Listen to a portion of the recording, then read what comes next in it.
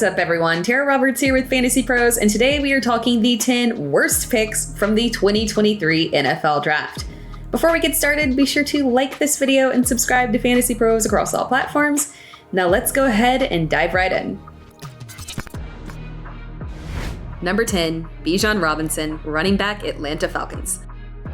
Let me preface this with a disclaimer. This is one of my favorite landing spots from a fantasy football perspective. Atlanta has one of the most aggressive run offenses in the NFL. We witnessed multiple times where the offense had zero business running the ball and refused to deviate from the run. Arthur Smith has a consistent track record and isn't going to change. And Bijan should be an absolute menace in that offense. But from a real football perspective, the pick might have been a huge mistake.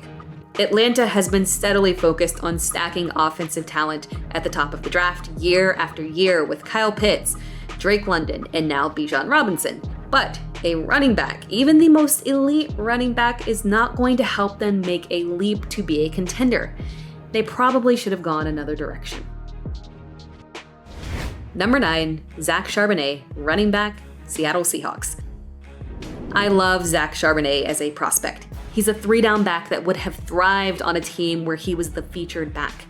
So it's not the player or even the pick position that I dislike about this pick. And it's also not that Seattle shouldn't have drafted a running back. They definitely could afford to add depth behind Kenneth Walker. But that's the problem. Kenneth Walker. Seattle just invested in Walker in the second round of the 2022 draft. Walker and Charbonnet actually profile very similarly. So it's not as if Seattle drafted a complimentary back.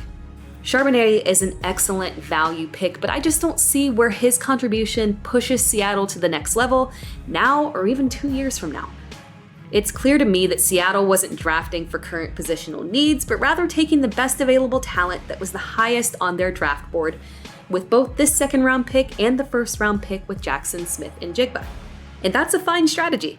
But I would have preferred to see Seattle go another direction and hold off on running back with the position being so deep. Number 8, Jaden Reed, wide receiver, Green Bay Packers. I'm struggling to wrap my head around the Packers' choice of Jaden Reed as the 50th overall pick. I can understand what they see in Reed and how Reed fits into their offense, likely as a slot receiver. But the pick location is a huge reach. There were several other higher graded receivers available, including players that profile specifically as a slot receiver, like Josh Downs. Receiver was definitely a position of need, and with the Packers drafting Lucas Van Ness in the first round, round 2 seemed like an absolute lock for wide receiver. So I'm 100% on board with the Packers strategy in positional need. But Reed in the second is an undeniable reach, and it could come back to haunt the Packers, who have a history of passing on high upside receivers. Number 7, Jonathan Mingo, wide receiver, Carolina Panthers. The Packers weren't the only team that made an interesting value reach at wide receiver.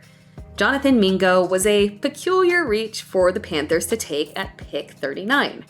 Much like the Packers, the Panthers absolutely needed to draft a wide receiver. No question about that.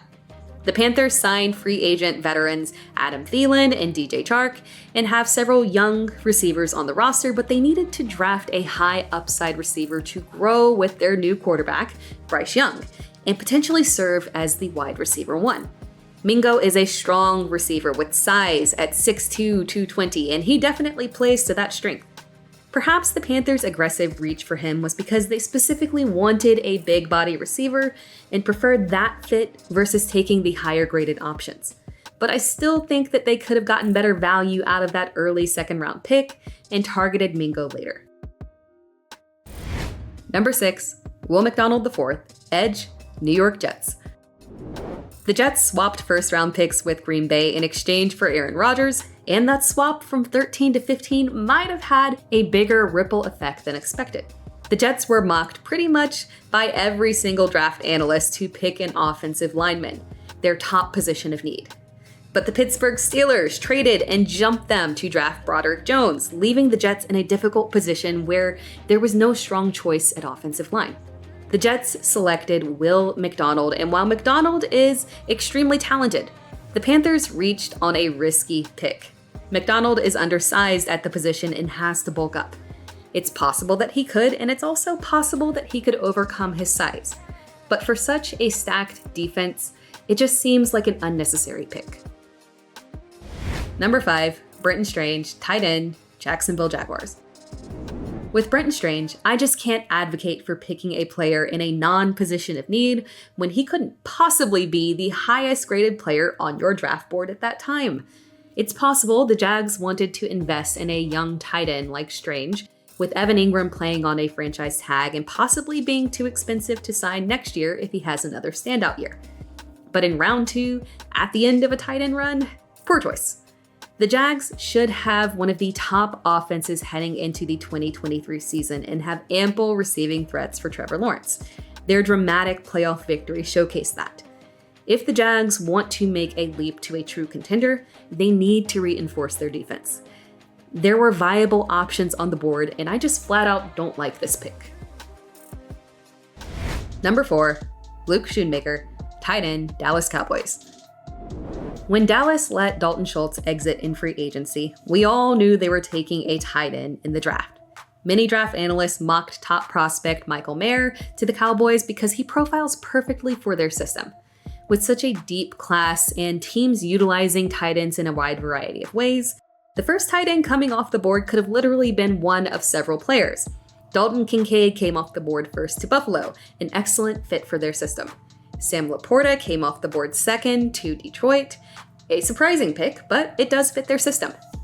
Michael Mayer went off the board to Las Vegas, excellent pick. Green Bay selected Luke Musgrave, and Dallas was left missing the boat completely on the top prospects, and they selected Luke Shoemaker with the 58th overall pick.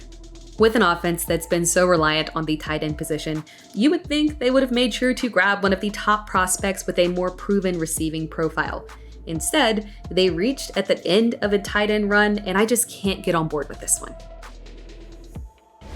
Number 3, Jamir Gibbs, running back, Detroit Lions.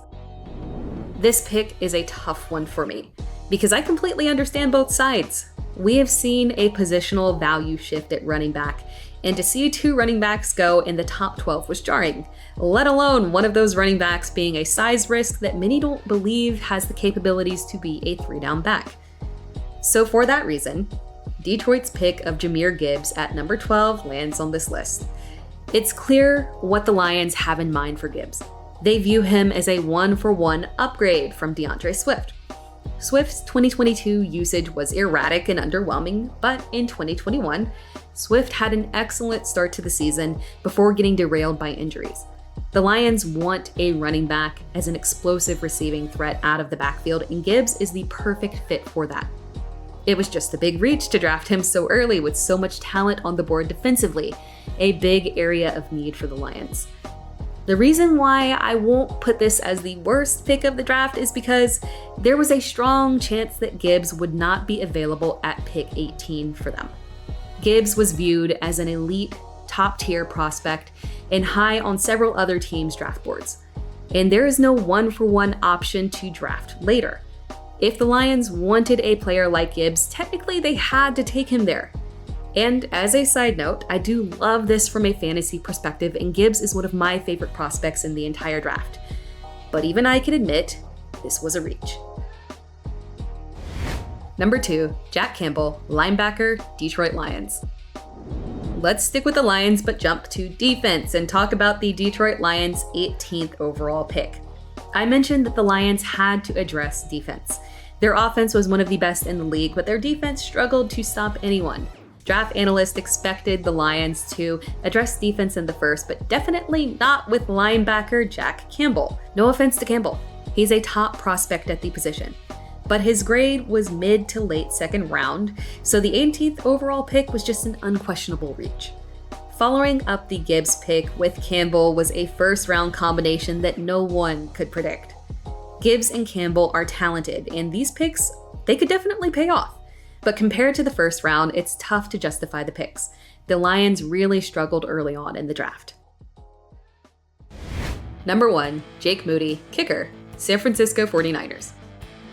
This feels like low-hanging fruit, but drafting a kicker in the 3rd round was certainly a choice. Moody is an excellent prospect, showing great accuracy and a big leg with his longest completed field goal coming from 59 yards. What's not to love? And he should be an immediate favorite to win the starting position for the 49ers.